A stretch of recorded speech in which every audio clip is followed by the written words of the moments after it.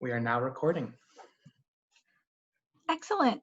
Well, thank you so much, Justin. I can go ahead and get us started here, and then hopefully more folk will trickle in, and then we will be able to launch into our guest speakers. So I wanted to welcome everyone to MCE's 2020 Certify and Amplify event.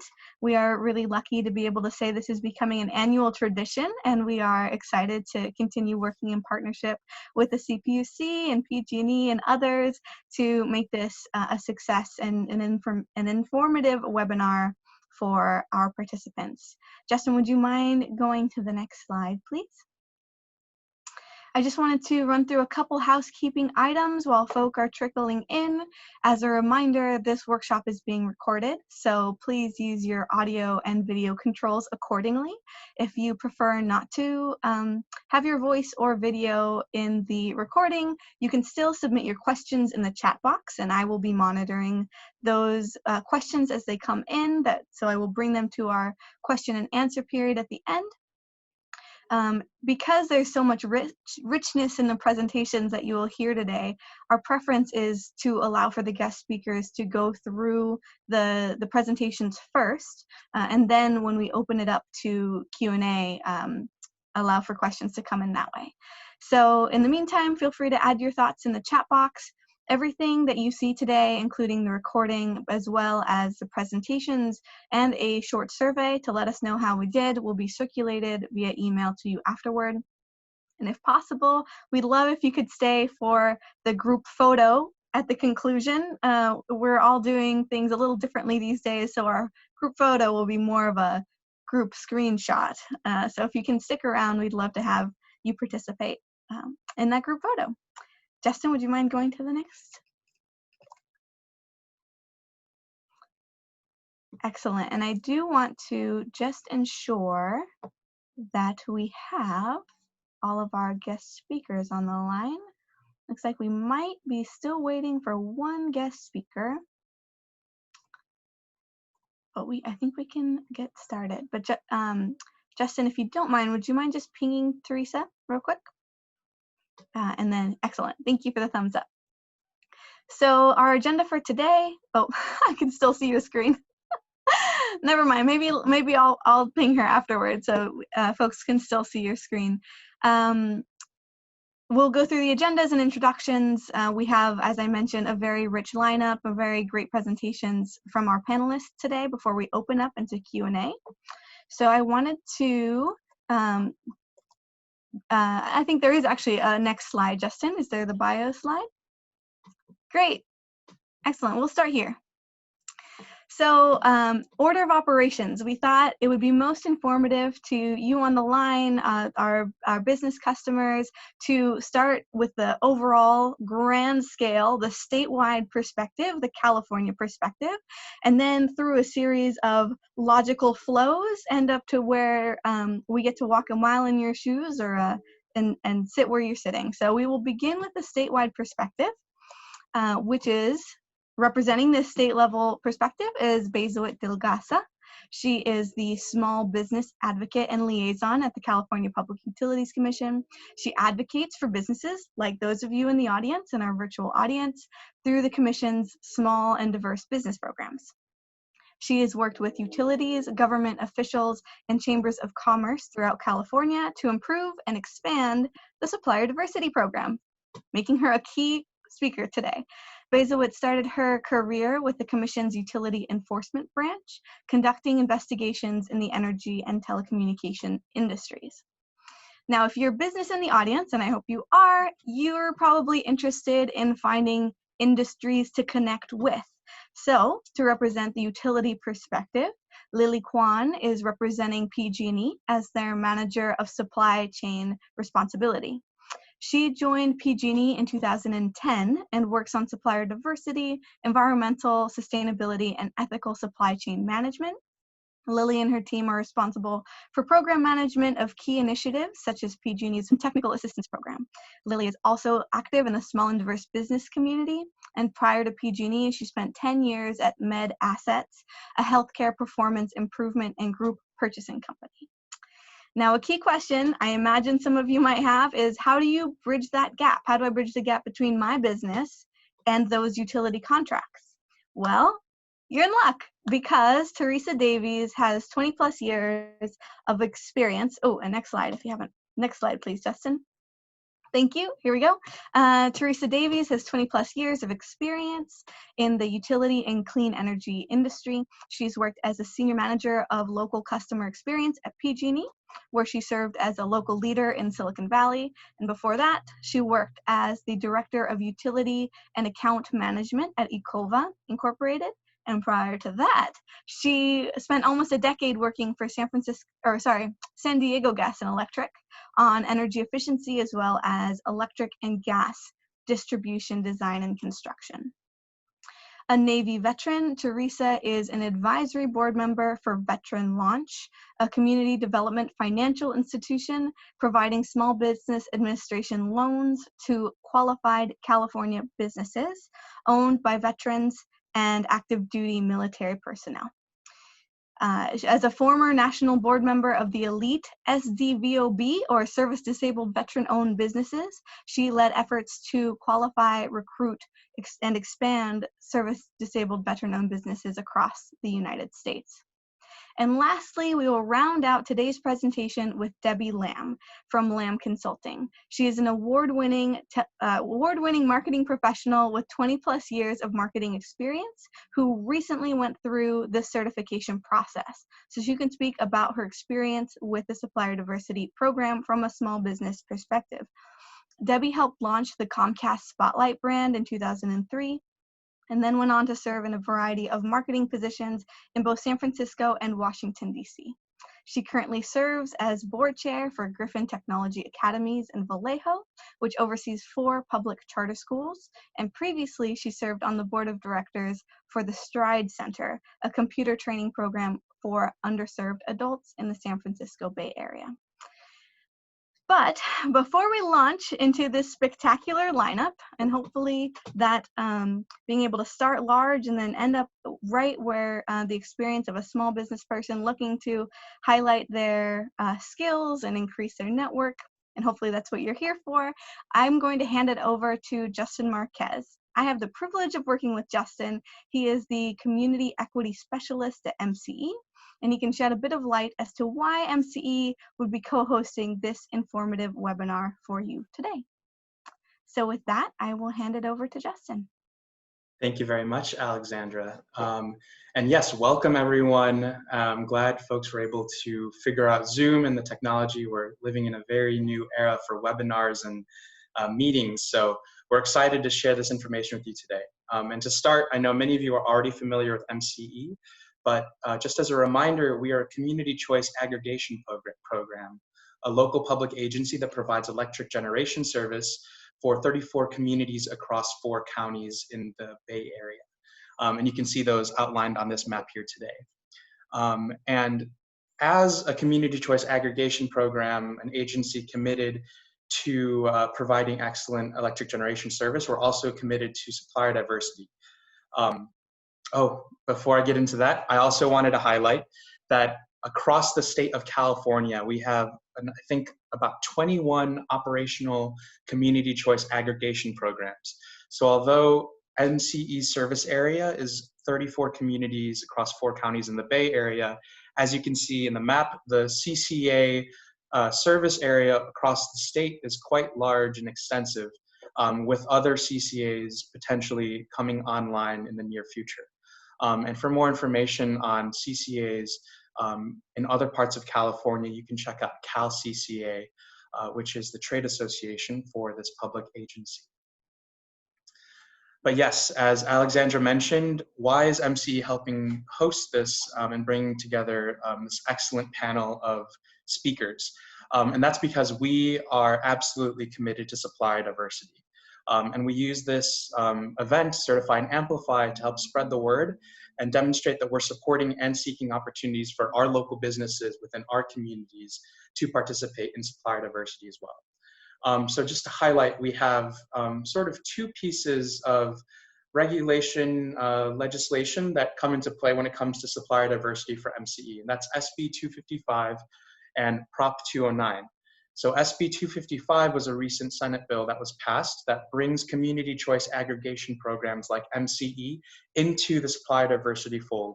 And we've worked closely with the CPUC as well as with other partners on helping establish what that looks like and helping establish reporting requirements, as well as understanding what is the role that CCAs can play in promoting supplier diversity. At the same time, MCE and other CCAs are subject to Prop 209, which prohibits us from selecting a vendor or selecting candidates for positions on staff, among other things, based off of an identity, including being women-owned, LGBT-owned, minority-owned, or disabled veteran-owned. So we do have some parameters which we cannot, which we have to operate within. However, that does not bar us from, again, promoting and supporting local business and promoting supplier diversity. So we're definitely excited to connect more of our local businesses to the CPUC Supplier Diversity Clearinghouse, as well as use this as an opportunity to partner closely with our local business community, something that MCE has already done and is committed to continuing, and especially now through supplier diversity. One item that we wanted to highlight for our guests today too is that you can find MCE's solicitation page on our website. Our wonderful website was actually designed, as Alexandra mentioned, by one of our guest speakers. So also kudos to getting to highlight our local business, our local women-owned business. But on our MCE solicitation page, you can find RFOs, RFQs, and all other solicitations from across all departments and functions of MCE. So you can see this is a screenshot from today. So these are the current RFPs and RFQs that we have out. And at the very bottom of the page, there's also an interest form. And on the interest form, you can hit each of these specific toggles and you can find an interest form specific to that department or area of work within MCE. And you can then sign up to be notified when that department or area of work has an RFP that's going out. So you can read that. Perhaps it's really small, but I'll read it out loud. It's marketing, creative, public affairs, and event production, energy efficiency, demand response, workforce development, and also the bulk of our business, which is energy procurement. So you can find all that information on MCE's website. It's linked in this PowerPoint, which we'll share out afterwards, but the link is found on our website at www.mcecleanenergy.org/opportunities. And you can see also in the photo that if you go to our About Us section, you can find an RFPs and solicitation page linked there. And that's all I got for today, and I would love to hand it over to Alexandra. Great, thank you, Justin. Would you mind going to the next slide? All right, it is my great honor to hand this off to Bezawit Dilgasa, who has been with us this is her second year 2, so 100% attendance as a guest speaker at Certify and Amplify. So representing the California Public Utilities Commission, over to you, Bezawit. And you're on mute. Sorry. There we go, great. Thank you, Alexandra, and I'm very happy to be here today. And thank you everyone for joining us today virtually. So as Alexandra mentioned earlier, I'm with the California Public Utilities Commission's business programs. Our programs advocate for and promote the inclusion of small and diverse businesses in state, community choice aggregators, electric service providers, and privately owned utilities contracts. Today, I'm here to specifically talk about the Commission's Utility Supplier Diversity Program and how to get certified with the Supplier Clearinghouse. Before I dive into that, I want to say a few words about the Commission. The California Public Utilities Commission is a state agency, and it has 5 commissioners. It regulates privately owned electric, natural gas, telecommunications, water, railroad, rail transit, and passenger transportation companies. Some examples of these companies are PG&E, Southern California Gas, AT&T, San Jose Water, Union Pacific, BART, Uber, and the list goes on. To the 5 commissioners, the Commission designs policies and issues regulations to ensure regulated utility companies provide safe, clean, reliable services and infrastructure at reasonable rates, and protects consumers from fraud and misrepresentation as well. The Commission also has several initiatives to combat climate change and reduce greenhouse gas emissions. Some of the programs are energy efficiency programs, renewable programs, zero emission vehicles programs. The Commission also has programs that assist ratepayers. We call it public purpose programs. These programs are, they help ratepayers like provide discounts on phone and electric bills. Finally, the Commission, through its Utility Supplier Diversity Program, contributes to the diversification and resiliency of California economy by encouraging the increased utilization of women-owned, minority-owned, disabled veteran-owned, and LGBT-owned businesses. So going back to the Utility Supplier Diversity Program, next slide. This program has been around for over 30 years now, and it's one of the most successful diversity programs in California. The California Public Utilities Code requires utilities with California gross annual revenues exceeding 25 million to have a program that drives the inclusion of women-owned, minority-owned, disabled veteran-owned, and LGBT-owned businesses in their supply chain for all goods and services, meaning in all categories of procurement. Just to make it easier on me, I'm gonna collectively call these businesses diverse businesses from here on. Just to let you know. Each year, the utilities also submit a report to the Commission that details their diverse procurement performance in the previous year and plans for the coming year. The Public Utilities Code also requires those utilities whose California gross annual revenues are between 15 million and 25 million to annually submit data on their diverse procurement for the previous year. To provide the framework and guidelines to implement the requirements set in the code relating specifically to supplier diversity, the Commission issued a General Order 156, and this order encourages the utilities to procure at a minimum 21.5% from diverse businesses, 15% from minority, 5% from women, and 1.5% from disabled veteran-owned businesses. LGBT-owned businesses were added recently to the program, and we're still monitoring to determine a meaningful goal. So we don't have a voluntary goal for procurement from LGBTs at the moment. Next slide. As Justin mentioned earlier, in 2019, Senate Bill 255 modified the Public Utility Code sections that referred to the supplier diversity and included new entities to the Utility Supplier Diversity Program.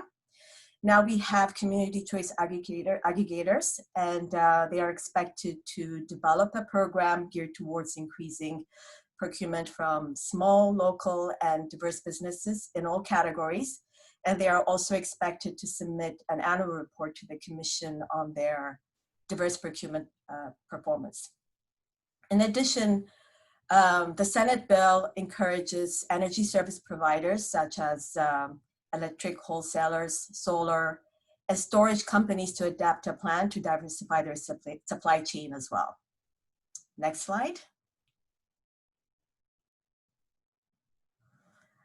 The Utility Supplier Diversity Program goes beyond direct procurement from diverse businesses and requires the utilities to develop a subcontracting program that encourages their prime contractors to do the same. The utilities then are expected to include in their annual reports details on their efforts and performance in diversifying their subcontracting spend. Next slide. As I mentioned earlier, General Order 156 sets the framework and guidelines for the Utility Supplier Diversity Program. And these guidelines expect each utility to set up a supplier diversity program with clear, defined, articulated mission and goals that's championed by executive leaderships and has adequate staff and resources. The order also encourages the utilities to develop an internal employee training program, as well as to highlight the importance of supporting prime contractors in their supplier diversity efforts by providing them with guidance, trainings, and a reporting system. The order, not there yet, Justin. The order also expects the utilities to develop and implement an outreach program, such as organizing educational workshops, networking events, and organizing events where diverse suppliers can meet prime contractors. It also encourages the utilities to support, partner, and collaborate with various business and community-based organizations that represent and advocate for diverse and small businesses. Finally, utilities are expected to help businesses grow and develop their capabilities by providing technical assistance and capacity building trainings. These include mentorship and trainings on various business topics, for example, on risk management, financial resources, data analytics, business management, to name a few. So if you are a diverse business through the Supplier Utility Program, opportunities are available for you to do business with the utilities. Next slide. About 30 companies submitted an annual report this year for their 2018 performance. And as you can see from the slide, the utilities in aggregate spent over $12 billion with diverse businesses. That represents over 33% of their total procurement dollars. With the Senate Bill 255 additions of community choice aggregators, such as MCE and electric service providers, we expect these opportunities to significantly increase in the future. So if you are a diverse business, what should you do to participate in this program? You should get certified with the Supplier Clearinghouse. Next slide.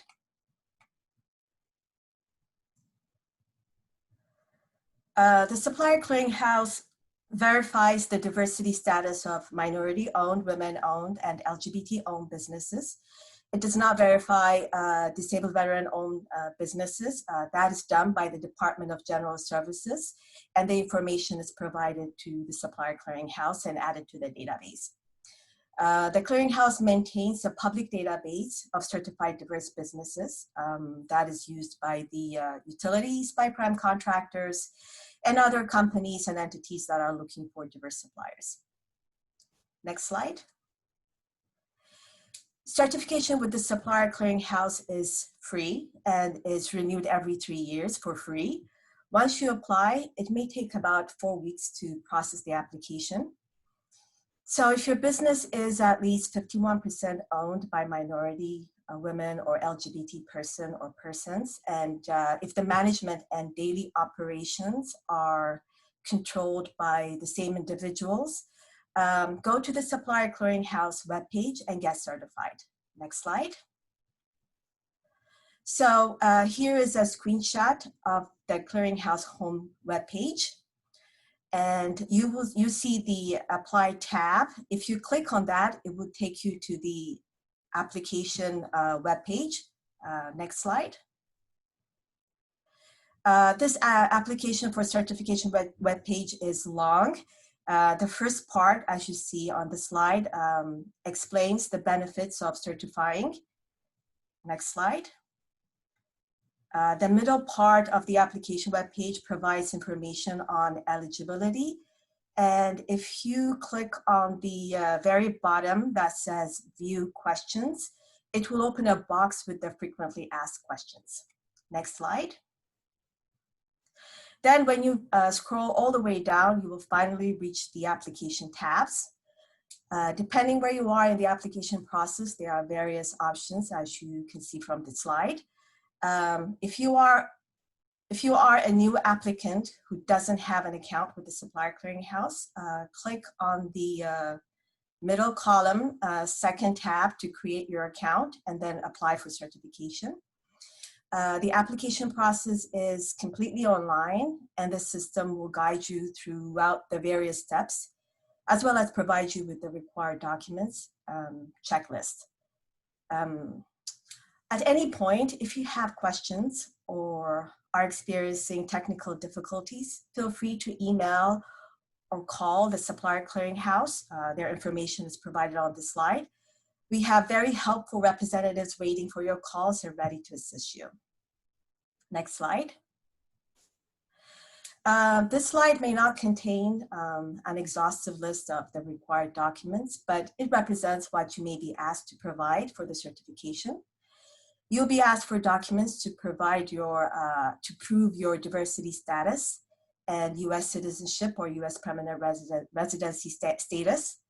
And you may be asked to provide a notarized affidavit of diversity, as well as your business tax returns and article of incorporation, to name a few of them from the slide. Again, if you have any questions, the Supplier Clearinghouse would be happy to walk you through the process. Just call or email them. Next slide. The Supplier Clearinghouse accepts the certifications of the organizations on this slide. If your company has certification with any one of these organizations, the application process is a lot easier and faster. Next slide. So you may ask, what are the benefits of getting certified? Through certification, your business will be officially recognized as a diverse business, and this will help distinguish your business in the market you are competing in. I want to emphasize that certification does not mean you are qualified for a contract with the utilities. It only means your business is a verified diverse business. When you're certified, your business will be available in the database companies use to find diverse businesses, which means it increases your visibility.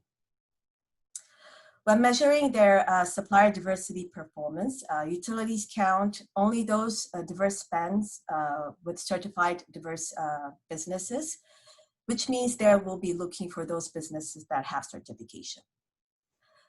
When your business is certified, it will be in the database that is used to email and market opportunities that you can take advantage of to engage utility companies, prime contractors, and others to help you build business relationships.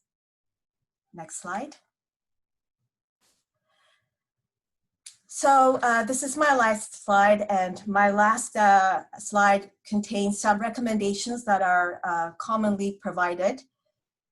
Most utilities have a vendor registration portal on their website. Make sure your company is registered there. Make sure your contact information is current and that your website is working and describes your business adequately.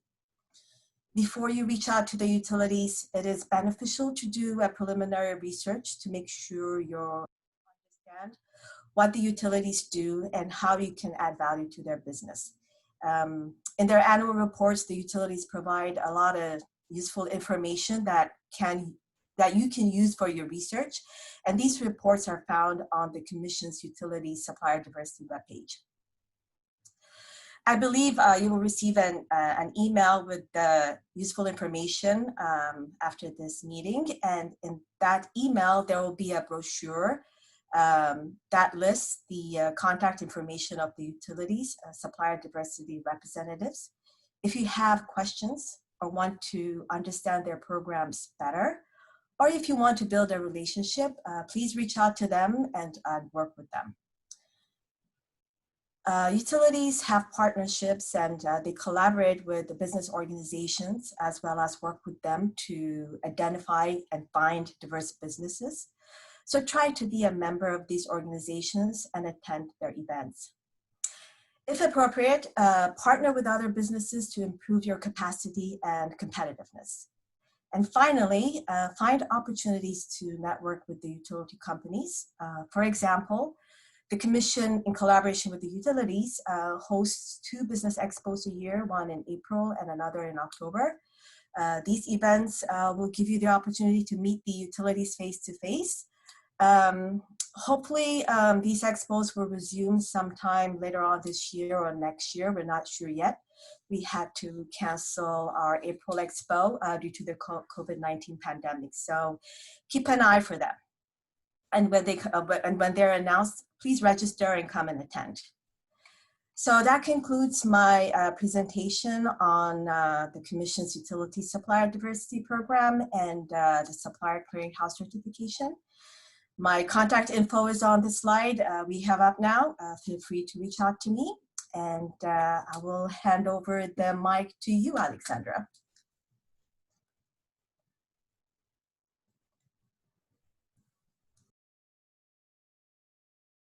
There we go. All right, thank you, Basie. I appreciate that.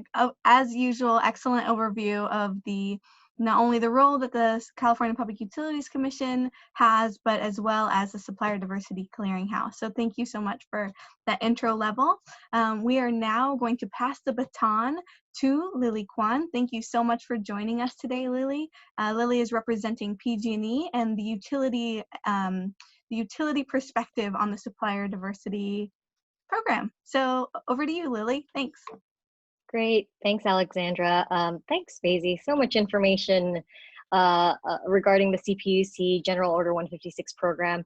I'll be providing a perspective, like Alexandra said, from the utility perspective from PG&E. Thanks, Justin, for putting up my slides. Let's go on to the first one. So first and foremost, I thought I'd provide a little bit of context for supplier diversity at PG&E. Supplier diversity falls under the larger umbrella of supply chain responsibility at PG&E, and these 3 areas on this slide are the components of what we feel is an ethical supply chain. So our supplier code of conduct outlines our expectations of responsible and accountable conduct from our suppliers. Our supply chain environmental sustainability program works to reduce our environmental footprint cleanly and efficiently. And then there's our supplier diversity program, which promotes an inclusive and diverse supply chain. Let's go to the next slide. So we at PG&E believe that an ethically managed supply chain aligns with our company culture and helps us to achieve our company mission and goals. It optimizes how we provide safe, reliable, and affordable gas and electric service to our local communities, and that's why we do it. Now I want to walk through our key drivers and kind of our commitment to supplier diversity at PG&E.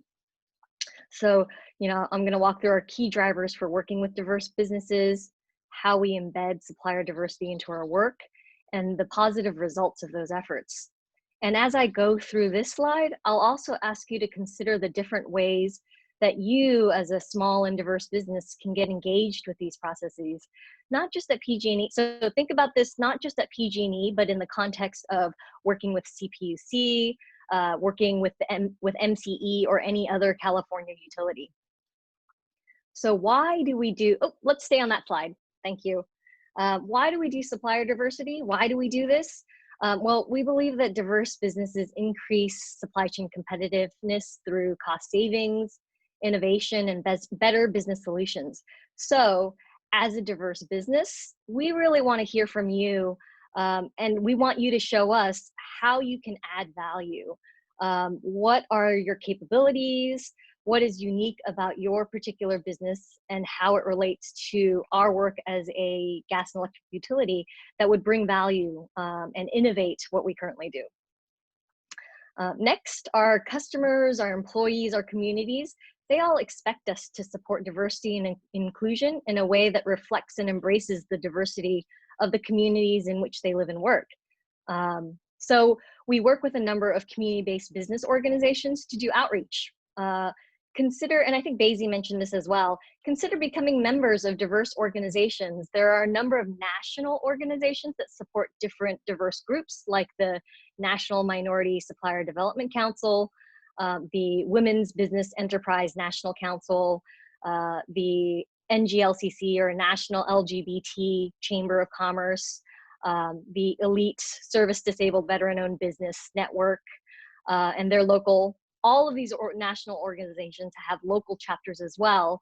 So think about ways to engage in this diverse business community and participate in that way. We at PG&E, as well as all the other utilities and CPUC staff, participate in these organizations. So it's a great way to hear about opportunities. Next, diverse businesses tend to be locally headquartered and based. So they live locally, they hire locally, and working with diverse businesses often means that we're positively affecting and impacting local economic vitality. And then, of course, why do we do it? There are obviously regulatory and federal compliance requirements like General Order 156, which Basie just described, which requires that California utilities have a supplier diversity program and report our results on an annual basis to the CPUC. How we do it? Our commitment starts from the very top. So from our CEO to the various supplier diversity champions within each business unit, to our sourcing team, and then to people like me on the supplier diversity team. It takes all of these people working together to achieve our supplier diversity goals each year. And oftentimes, as a small and diverse business, your first line of communication should probably be with the supplier diversity staff. We advocate for and connect diverse businesses to company opportunities. And so attending network opportunities like this and events like this is a great way to become familiar. We also actively work with our prime suppliers. So Basie talked about General Order 156 encouraging strong prime supplier programs. We encourage our prime suppliers to include diverse businesses in the subcontracting opportunities that they have and to partner with them as business solution partners. And often this is the best way for a smaller, qualified, new to the utility industry supplier to gain experience in utility work. And then, as I mentioned, we partner with a number of community-based organizations to do outreach and conduct training. A community of like-minded businesses are out there to support you. So participating in organizations like these is a good way to hear about opportunities and connect and learn. Part of our outreach also is leveraging the CPUC Clearinghouse. So when you get certified, you get into the Clearinghouse database. And oftentimes a lot of the utilities do go into the Clearinghouse database to identify potential diverse businesses when opportunities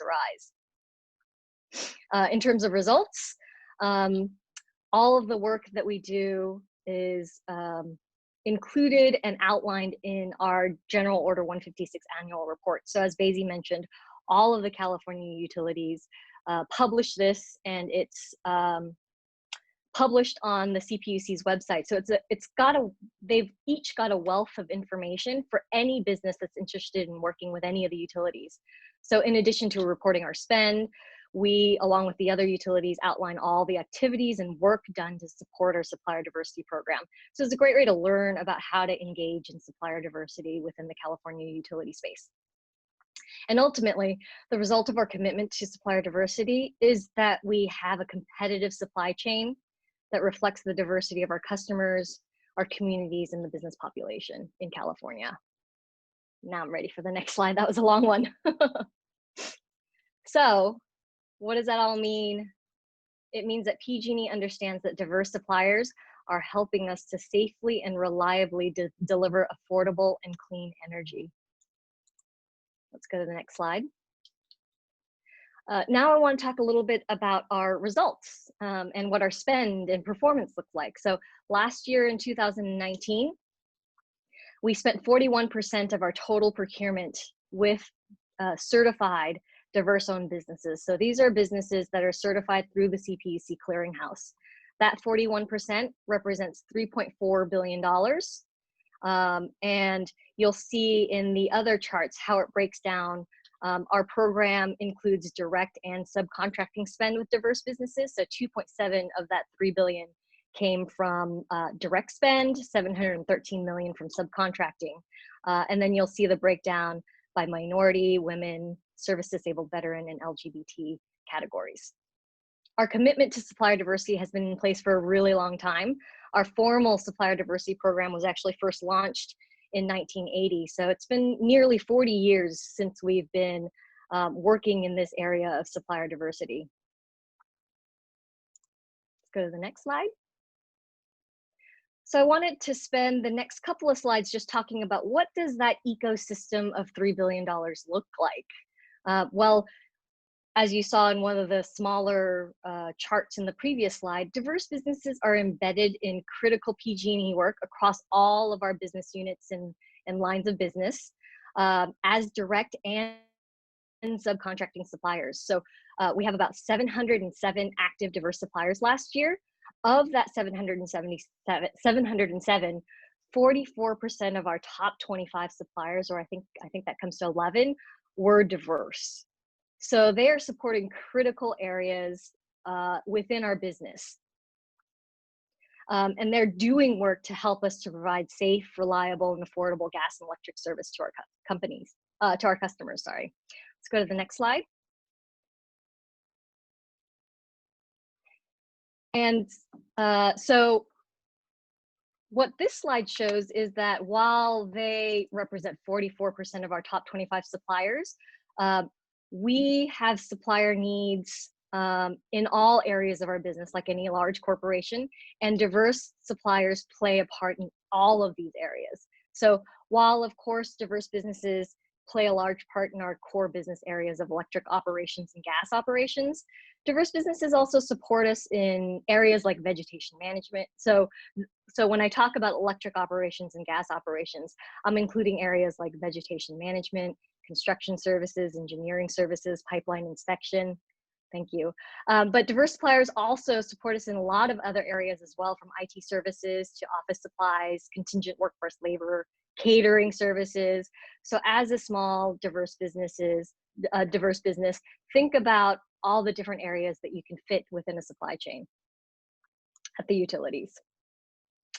We also offer a lot of resources to diverse businesses, as do a lot of the other California utilities.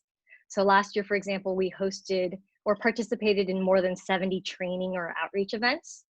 And so this knowledge is just to let you know that if you do some research, you can find a lot of opportunities to learn, to grow, and to develop through General Order 156 resources and through the utilities. Oh, sorry, that was the next slide. And so now we'll go to the last slide. Great. And so we recently also updated our supply chain responsibility website, also worked with a local woman-owned business to get that done. But we improved a lot of the usability and resources on our website. So one of the tabs on our website is for prospective suppliers. And so we share how to prepare for an opportunity. So kind of similar to what Basie shared in terms of recommendations and how to prepare. For us, we say, first and foremost, make sure that you outline your capabilities, that you're very clear on the value that you're bringing when you reach out and conduct outreach with utilities. Make sure you do your research of the customer and the utility that you want to work with to understand what they're currently doing and how you can support them. Obviously, consider certification as a diverse or small business if you aren't already one. And then make sure that whatever industry you're in, check what those industry requirements are within that utility space. So for example, if you're a construction firm, are you ISN Net World certified? Do you have an ISN Net World grade for safety? Are you Gold Shovel certified when it comes to construction related work? And then research and look and attend training and outreach events like Basie said, to participate and network and get to know these industry folks. That's it for me. I'm going to hand it back over to you, Alexandra.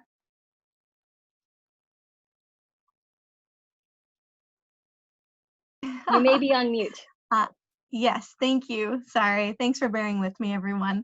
Thank you so much for that, Lily. I think that helps for people on one side, always looking to nail the next big contract. It's helpful to know what utilities are looking for and different ways where people can find you, where can we show up and have a conversation where we can swap business cards and make sure that we're on your priority list for forthcoming contracts. So really thank you for that presentation. I'm now going to hand it off to Teresa Davies Teresa, I think that you guys are in for a treat. If we can keep to the 10 minutes, it will be a miracle because she is so full of great information. Teresa is representing Veteran Launch here today, but has a wide experience on both sides of that contract document, both on the utility side and on the business side. So without further ado, I will hand you off to Teresa. Awesome, thank you. So, so on a good note, I only have one slide. On a bad note, I'm going to try to stick everything into one slide. So first of all, I'd like to thank MCE for including me. I was very excited to participate in this workshop because I think that MCE is highlighting both the how to certify, but also how to amplify. And I think it's really important to have that bridge that gap between the two information, all that information that's given. So as Alexandra highlighted in my bio, I spent the last 2 decades working for 2 California utilities, as well as large third-party vendors that provided products and services to utilities.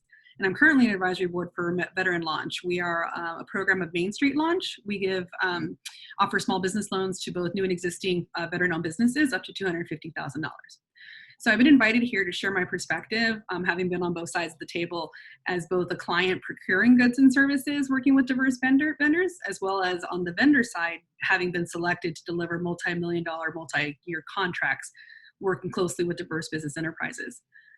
We've heard some great information from both the CPUC and PG&E, and it's a plethora of information. And so one of the questions we always get is, that's great, it's a lot of information, but how do I get started? What can I do?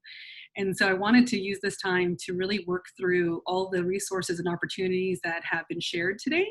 And many of these items that were noted already, so this will feel a little bit like a repeat, but I'm really gonna get into depth on how to approach it from a vendor perspective. If I'm a small business, how do I get started? So I'm gonna spend the next few minutes going over 6 key items on how to navigate through all the information you just heard and put it into actions for your business. So we're gonna start with item number 1. And you've heard this quite a bit. You've heard the word research. So if you're exploring a new client, so you're new to this industry or you're existing in the industry, you're now newly certified, or if you're a longtime partner, the amount of information around GO 156 can be very overwhelming. And so I've included a link in the footnote on my slide here, which is a report created by the Cal CCA in 2018, and it's titled Beyond Supplier Diversity. And it highlights some of the CCA efforts around GO 156, but I included it here because it includes an easy to read summary of all of GO 56 and 156 and everything that's working, not working, how it's applied. And it's just a really good resource document for those that are coming in new to this area. But going back to the first question of how do I get started? So as we shared about each utility's annual plans, so we stated that in GO 156, each utility has to submit an annual plan for their future plan for how they're going to hit their objectives for supplier diversity, but they also have to submit a report of the previous year. And in those reports are key insights that are helpful. Some of it was shared here in the presentation, such as total dollar amount that each utility spends.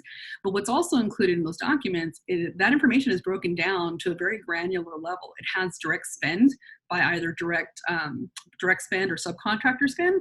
It also goes into the types of businesses that receive those funds, how much funds, dollar amount, were spent. And it also contains very key information on products and services. The great thing about those reports sometimes, though, is that they highlight key prime contractors. Who are those prime contractors that are getting those contracts and services, and how much money is being procured in those areas? The reason I'm highlighting this as part of your research is if I am a small business that's offering traffic control, for example, and I'm looking into this diverse spend, I may see that a utility is maybe falling short of its goal in veteran-owned business spend in a certain area, and I provide that service. And it just helps to be aligned with those objectives, which brings me to number 2. So using those annual reports, you can glean specific target and objectives for each utility, and then highlight, being able to identify which ways do you align. In Lily's slide, she showed a little bit of all the different areas the utilities are spending, right? And it's a plethora of items that the utility procures for. But it's really good insight to understand how much they're spending down to the dollar amount and where, and how you could leverage that information to be beneficial to what you're trying to provide as a service. Being aligned with the utility's objectives will create more of a win-win situation. And if I were an LGBT accounting firm and I found a utility that has a shortage of spend you know, in the LGBT area and is also actively seeking an accounting firm, then I would assume that I'd have more success reaching out to a utility who's already actively engaged and targeting me and my type of business. So it's really just gleaning and understanding that information. It's a great resource. It's great info, but I wanted to include both those items there. I'm going to move quickly through this because I know it's a lot. For item number 3, I have ensure you meet the requirements. And we touched on this a little bit, but some of the opportunities that you might want to pursue could be quite complex. And depending on the scale of efforts, they may require a full RFP process. And so in my footnotes, I've also included a hyperlink to the third-party energy efficiency solicitation. This is a process that's been going on for several years with various stakeholders in various phases. And I highlight this effort because if your business offers products and services that is a component of what is typically included in that solicitation effort, it'll be imperative that you understand exactly what is required to be competitive. So while some services can be provided directly to the utility on a smaller scale, direct services, direct contracts, some other types of services may have to go through a broader RFP process, and it can be very intense. I included the hyperlink because in those requirements and that process, it also walks through exactly what is needed to be a vendor. It goes through different training on how to be a vendor for that process. It talks about registering with the utility directly, or if you have to register with PEPMA or Power Advocate on how to receive RFPs, but it also attends different bidders resources and how to attend bidders conferences. So it's going to require quite a bit of research and understanding on how those programs are funded, how those funds are then dispersed, and then what those requirements are to the end use suppliers. And I bring this up because being in energy efficiency for a while and being at a director level of operations for a large vendor, I was asked quite a bit of, you know, why can't you hire me for your services?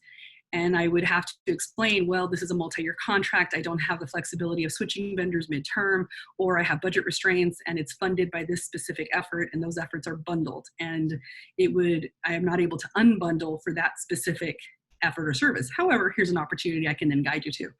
And so sometimes it feels like on the vendor side, it'll feel very frustrating that you're trying to have an opportunity and you're not making much headway. And partly sometimes it's because the lack of understanding of just how these programs are structured, how they're funded, and what those requirements are. So more information is power. In addition to getting your supplier certification, you have to ensure that you can meet the general requirements for doing business with the utility. So in my footnotes, again, I included a copy of a utility's general terms and conditions. And so Lily touched on this just a little bit about privacy or data security. And so I included a copy of PG&E's purchase order terms for vendors. It's a sample, but it has things such as cybersecurity requirements, data protection, financial records management, and so on. But this is an important piece that requires a serious assessment of your business and how your operations currently could halt your business with the utility. So part of this getting started is getting ready and understanding, you know, am I ready from a standard operating procedures to really scale, you know, with the utility. So for example, I had a vendor once who was a diverse vendor who was going to provide some data collection and audit services with customer information. And in the negotiation process, we discovered that they were housing their customer data, or they were proposing to house customer data on cloud-based servers. And some utilities have requirement that data collection and any kind of PII data has to be on a US-based physical server, which means it has to stay onshore. And that's extremely difficult when you're using cloud-based technologies. And so ultimately, that small business was ill-equipped to serve the utilities need and created more of a risk. And so unfortunately, they lacked the resources to build out to meet that minimum requirement before the agreed terms. So it's unfortunate to get that far along in a conversation and a discussion. And so sometimes doing the research and seeing what these requirements are will put you ahead of the game because you're well prepared and you're more competitive coming in. Number 4, we talked about this quite a bit already, but build your network. In those annual plans and reports, you'll find that the utility lists all of the several dozen organizations that they're actively engaged with, that they're working with to do workshops and other kinds of outreach events. Be sure to reach out to those hosts, those speakers, those fellow attendees. You are entering into a collaborative network of people who worked quite a bit together for the betterment of supplier diversity all the way around. So just leverage that. If you're doing business in NorCal, perhaps using a supplier clearinghouse to do a search for a similar business in SoCal, and then working together to scale for opportunities statewide. or finding complementary services and goods that you can then bundle with other diverse businesses, like street paving with traffic control or things like that. And it'll go a long way in finding partners, which leads directly into number 5. So past performance, just as a diverse supplier, I think was mentioned here that being a diverse supplier with certification doesn't necessarily mean you're qualified to do business with the utility. It's your certification. Part of your qualifications in the RFP process or just in procurement is having a past history of performance. And so that's what you have to start building out through either partnerships with other vendors, partnerships with as a subcontractor to a prime, or with other utilities. And so become part of the team moving forward. At the end of the day, good work really builds good reputations and leads to great relationships. And so I'll close with, lastly, this ready to deliver. This is a big one. If you had an opportunity today, could you meet the requirements to deliver at scale? These are things like logistics. If I was a utility and I'm hiring you for 300 units, could you deliver 3,000 units? How about 30,000 units? And are you prepared from an operations and logistics standpoint to do so? So I wanted to highlight in my closing here just 5 key areas in some of the annual reports that the utilities have identified as risks and barriers to the supplier diversity going forward. And one of those is that the utility has expressed difficulty in finding diverse suppliers with enough scale to meet their needs. Another one is that diverse suppliers are typically financially vulnerable without adequate access and capital to resources for utility contracts, and that utilities may not have procurement opportunities at the smaller level or every year due to multi-year contracts. So I know I ran through a lot of that information quickly. I hope these links are relevant, but it's just, we're here as resources. So I hope this is helpful and helping you move forward on your journey. And I'm always here as an ally or a champion. Feel free to reach out if you have any questions. And I hope that was helpful. Thank you. So helpful, Teresa. So I want to give you a whole day of a workshop. I would come to a whole day workshop with you talking. As you can tell, there's a lot more detail here, and thank you for being so thorough in such a short time. Hopefully we'll have more time during the Q&A to dive a little deeper into some of the topics left on the table. So thank you so much for that overview. We're going to round out our guest speaker presentations with Debbie Lamb. Thank you for joining us, Debbie. Debbie just recently went through this process. I don't know. Oh yeah. Okay, great. Now you're unmuted. Debbie just recently went through this process to get her certification as a woman-owned business. Congratulations on your certification. And I can't read that small. It says woman-owned business. Yes. I will, rather than take up more space, I will hand it over to you, Debbie. Thank you for being here. Thank you, ma'am. Thank you. So I have no slides. So I'm just here to tell my story. I actually started working with MCE a year ago, and right after I started working with you all, you did this workshop. And I didn't find out about it until the week before, and it happened to be on my birthday. And I had a strict policy of not working on my birthday. So I missed it, and now I'm so sad because I just went through the process without all this awesome information, and it would have been a lot easier had I gone to the workshop. Anyway, so I started applying for my certification in mid-January. It took me maybe 2 weeks to get all my paperwork together, and that's only because my bank took an extra week to send me a letter that I needed to provide. And once I got everything submitted, I mean, outside of that one letter I needed, everything was really super easy. It was a lot more simple than I expected it to be, honestly. And because I'm a solo entrepreneur, I'm run my own business. I'm all by myself here, so I don't have an accountant to lean on for such things. So I thought it would be harder, but it was easy. And so 2 weeks of going through the process, I reached out a couple of times to message with some questions to the folks at CPUC and on their website, and I got answers back within a day, and that was really helpful because a couple things didn't apply to me, and they just, you know, were super flexible and easy in helping me. And so it did indeed take about 5 weeks for me to get my certification approved. And I think, Justin, on the next slide is my awesome certificate. Woo! So anyway, yeah,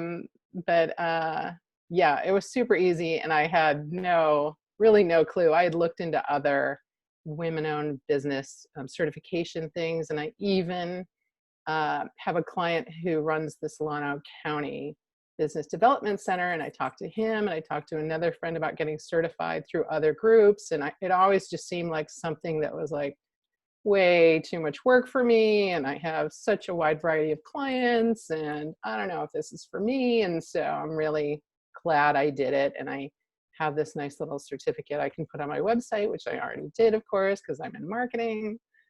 So that's really it. I'm happy to take questions when you do the FAQ, but thank you for having me. Excellent. Thank you very much, Debbie. I love the balloons. It's very sweet. Nice touch. Great. So we are right at 4 o'clock, which is excellent because that gives us half an hour for Q&A. Perfect. Exactly. This is last year. This was the time that generated the kind of a lot of the juicy stuff. So I did want to flag that we've been getting some questions in the chat, which I will elevate to the group right now. There is, I think the question about elevating smaller businesses in the Supplier Diversity Clearinghouse is a repeated theme. So maybe we can start there. There was a specific question for PG&E. I'm scrolling up to get it. Okay, so I'll pose this question to Lily. The diverse spending for PG&E is impressive along with the various categories of business, but many times small is relative. What percentage of these contracts went to businesses with fewer than 5 employees or less than 150,000 in revenue? I find that often this size of business miss out with the opportunities. Thank you for that comment, and it is a valid one because you're talking about economies of scale here, right? So when we look at PG&E and what our procurement spend is, we spend, I want to say $8 billion-ish, $7-8 billion of procurement spend annually. And we do not, unfortunately, track how those dollars are spent based by the number of employees, but I'm going to refer back to the annual report again. In all of the annual reports from the utilities, there is one table that outlines the distribution of diverse businesses based on the revenue of the business as it's reported to the CPUC Clearinghouse. And so you'll be able to see like what are the annual revenue sizes of the businesses that we work with. So I actually have PG&E's annual report right here handy, and I flipped to that particular page, and it looks like if you look at the number, so we're looking at a total of 707 diverse businesses as direct and subcontractors. So that number of businesses that have, as reported to the CPUC Clearinghouse, under 1 million in annual revenue, we have 480 diverse businesses that were in that particular category. So it doesn't go more granular than that, like 100,000 or less is not something that we track or that the CPUC tracks. But we do track under $1 million. Mm-hmm. Great. Does anyone else on the of our guest speakers would like to talk about additional, I guess, the challenges of being a smaller business in this realm, but also maybe some of the nimbleness or opportunities that smaller businesses can take advantage of to raise their visibility to potential contracts?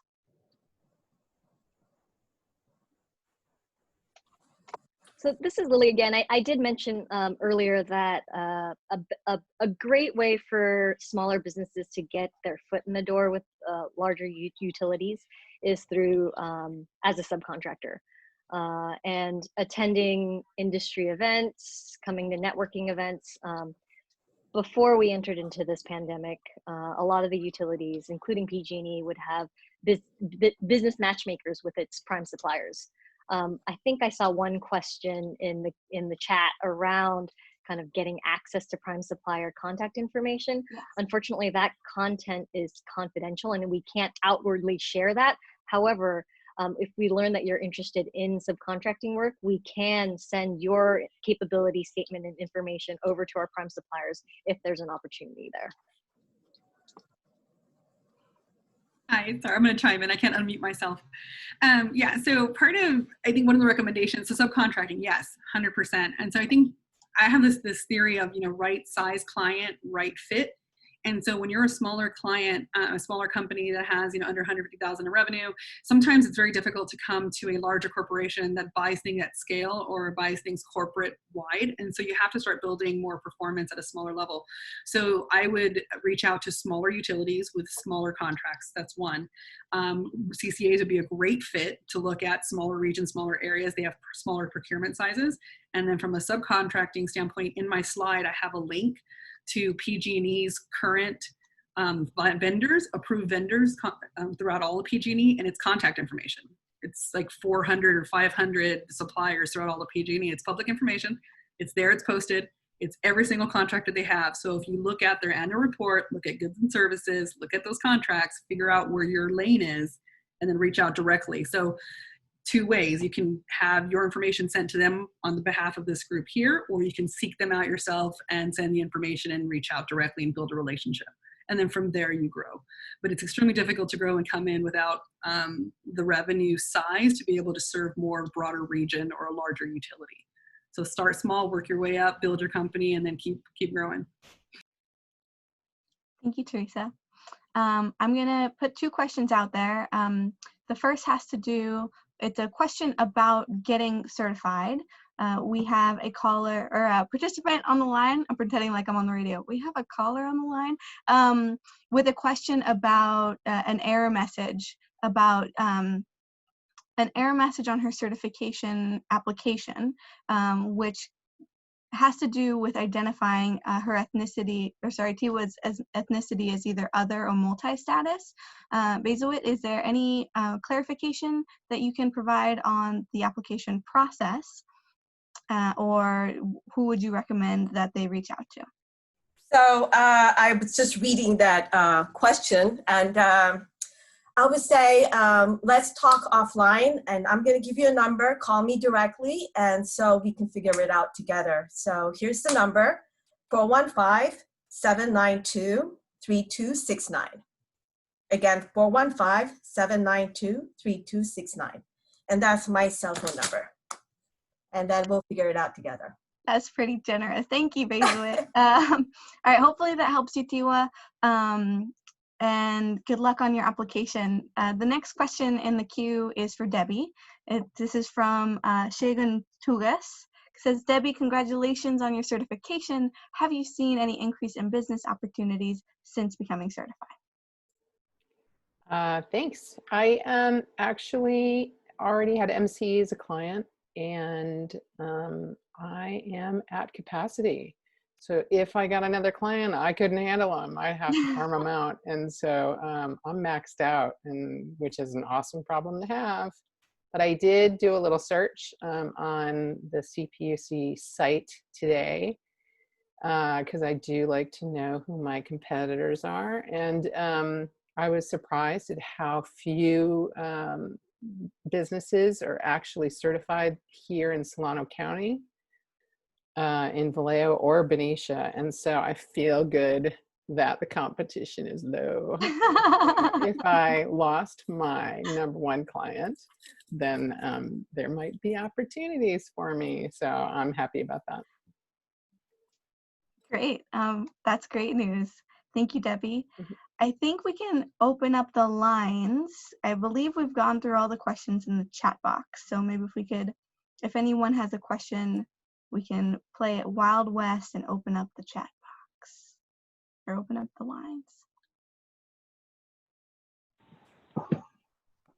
Or if there are any other questions and you're shy, feel free to pop them in the chat box. Hi, I have a question. Excellent. Thank you, Tanya. Go ahead. Hi, thank you for putting this on. I'm actually based, I personally am based in Portland, Oregon, but I'm a subject matter expert in the distributed energy resources and advanced distribution management systems space. So there aren't a ton of us out there, and I have spun off from the national nonprofit that I worked with before. But in getting started, and California is obviously a huge market for these services, there are a lot of preferences for local companies. And I have every intention of trying to establish an office with staff in California. But I wonder how much that interaction between women-owned businesses and locally headquartered businesses plays a role. Great question. I think I'll pitch that to Basie. Do you want to take it?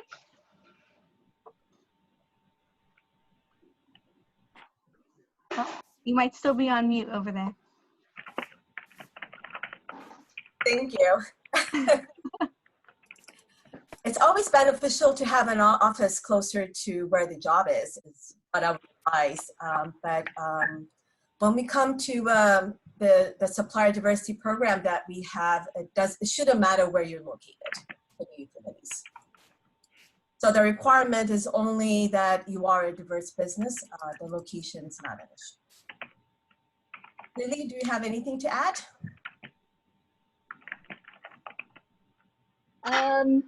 I would agree with that. It depends on the work that you do. Like if you work in a lot of localization efforts, or you're in local advertising, obviously it makes sense for you to be in the local community.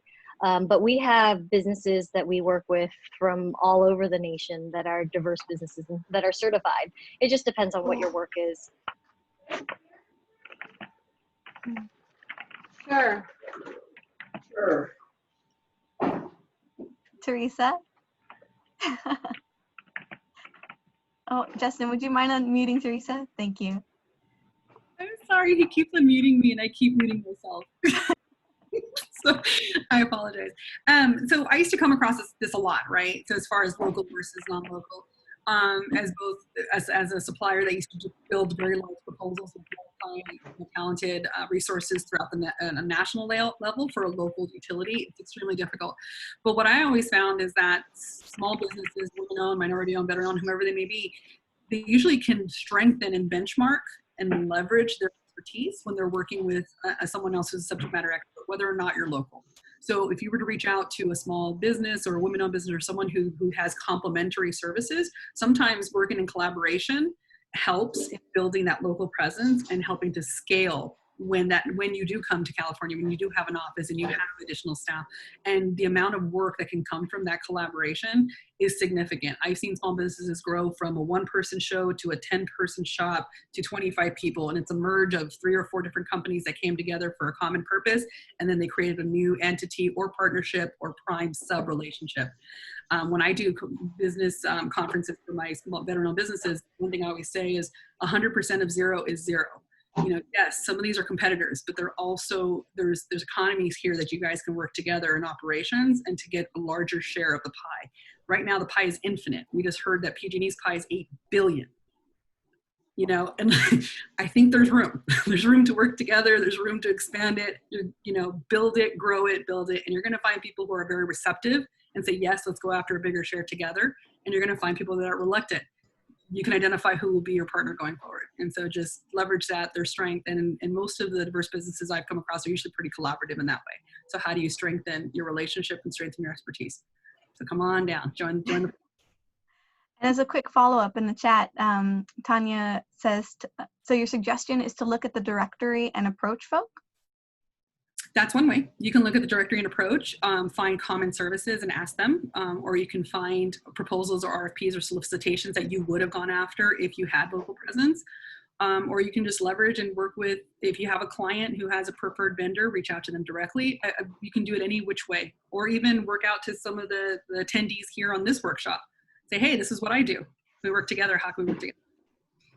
Mm-hmm. So happy.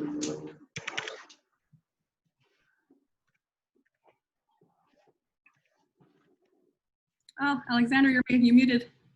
Gosh darn it. Thank you, Teresa.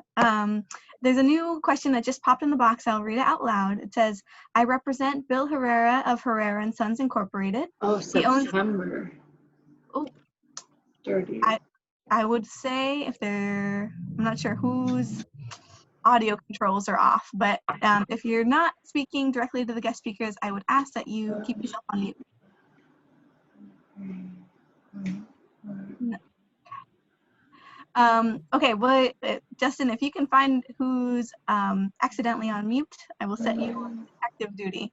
In the meantime, the question at hand is, I represent Bill Herrera of Herrera & Sons Incorporated. He owns a mechanical repair facility as well as a towing business. Are there contract opportunities for his type of business? I just looked at the SIC codes, and I think there's probably a SIC code for every business under the sun. I don't know if anyone on here knows the standard industrial codes.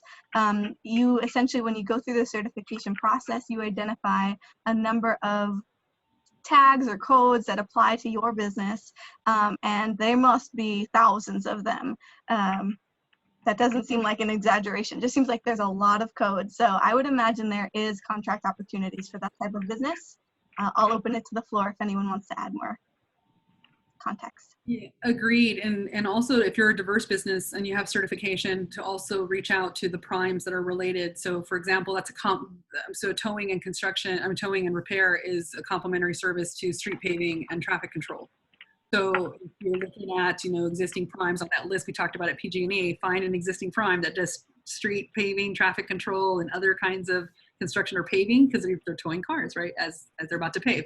You might want to reach out as a diverse business and so on, but there's room for everyone. I've seen contracts for paper plates everything. We have a contract for everything that's available. I once had a contract for a drop ship of paper boxes for tax returns. That was part of a bigger supply product, but yes, there's room.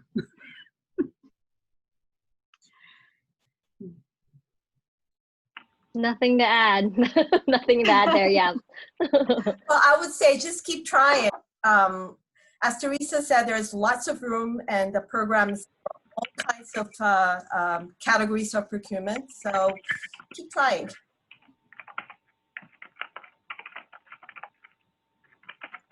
Great. Well, there aren't any more chats in the box, so I will pose a question. And thank you, Tanya, for sharing your contact information and connecting. Look at this, networking can happen even if we're not in person sharing business cards. Way to go for being innovative. I will raise it to you to either answer one of the following questions. What is it that you wished you knew about the Supplier Diversity Program when you got started, that you know now and you wish you had known? Or in your experience working with this program, what do you think is the least tapped into opportunity for certified businesses?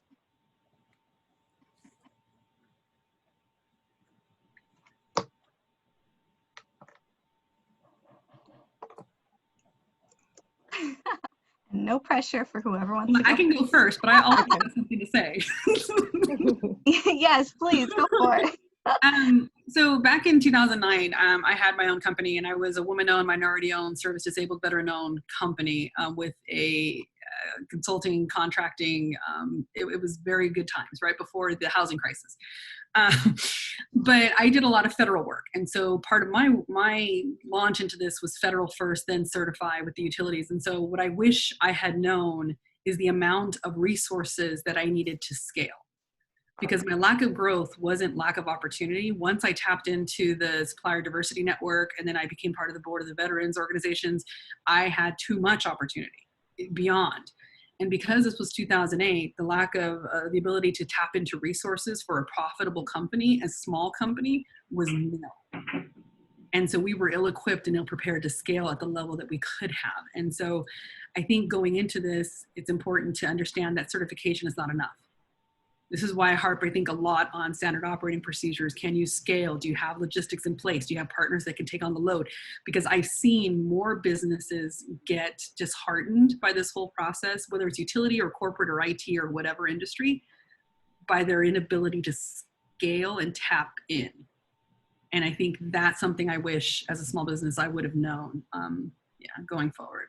So I think that's why I'm always like, learn, let's go, let's move, let's understand.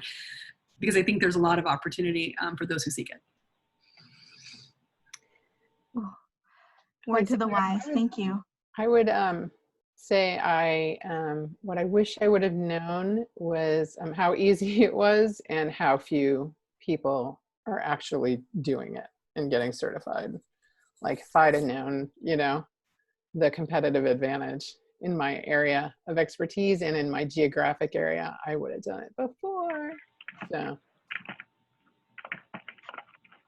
Good point. Well, we're glad you're with us now, Debbie. Thank you. Lily or Basie? Sure. So I would say, oh, sorry, Basie. Go ahead. Thank you.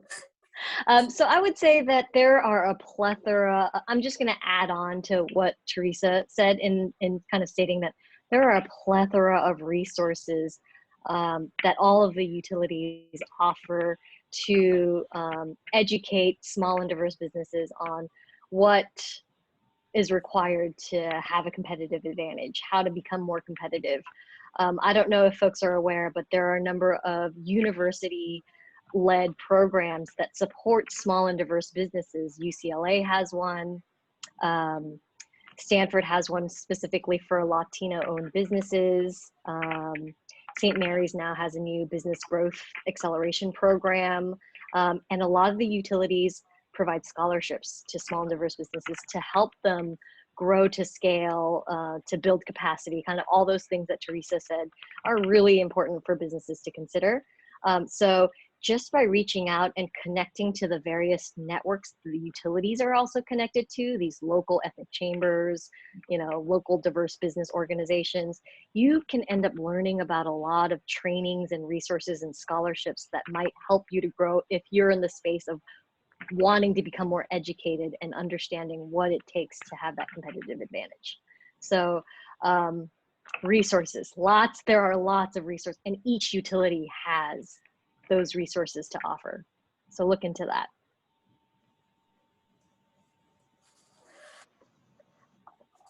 I second everything that has been said so far. I don't have much to add, but what I would say is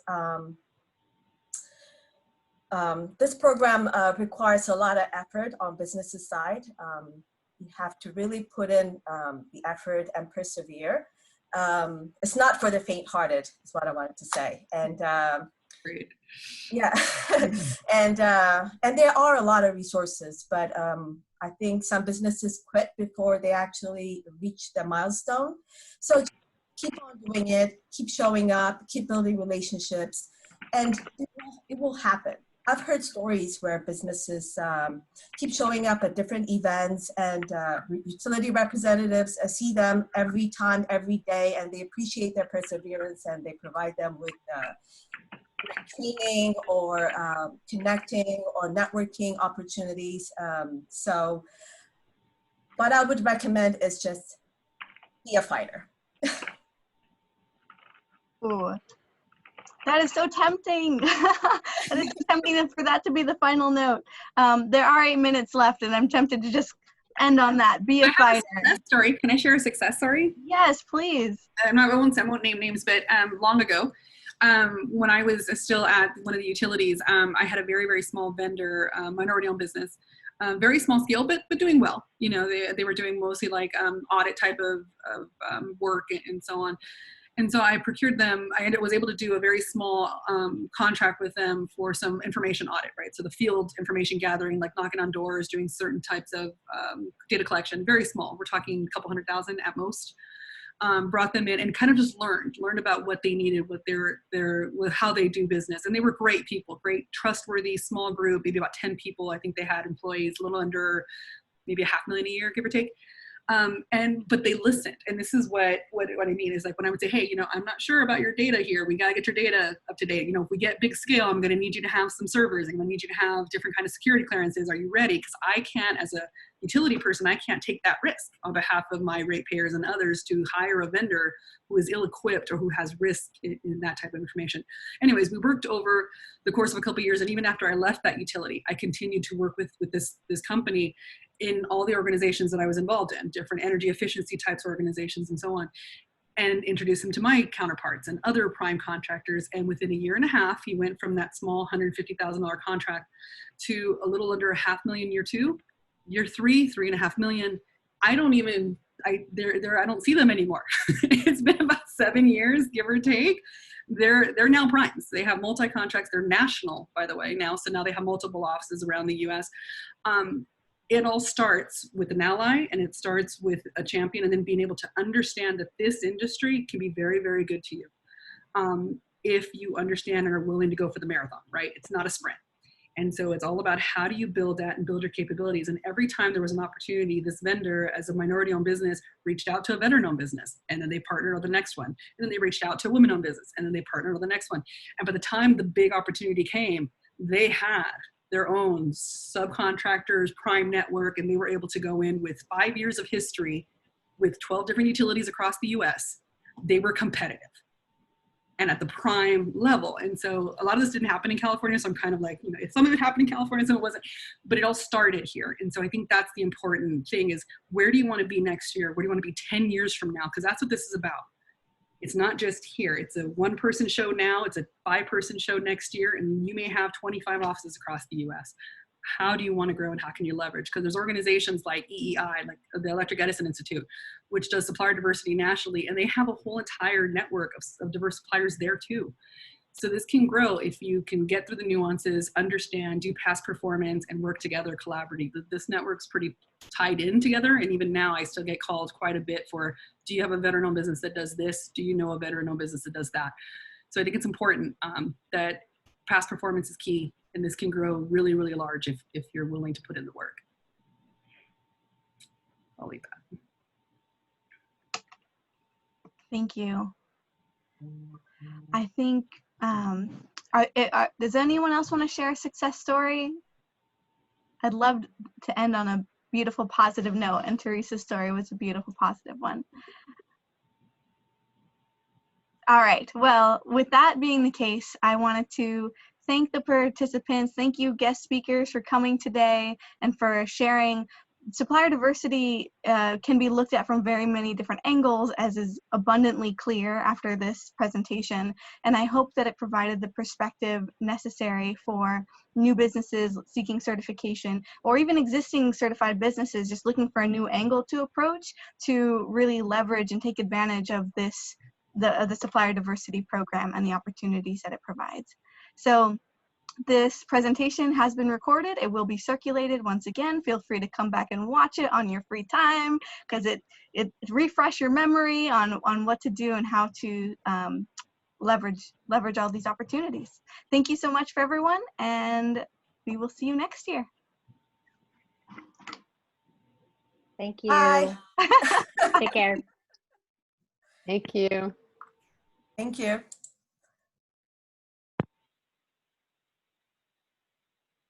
Just want to say thank you to the organizers. This was really helpful. Everybody was great, and I look forward to seeing the recording. Absolutely. Thank you for attending. All right, bye now.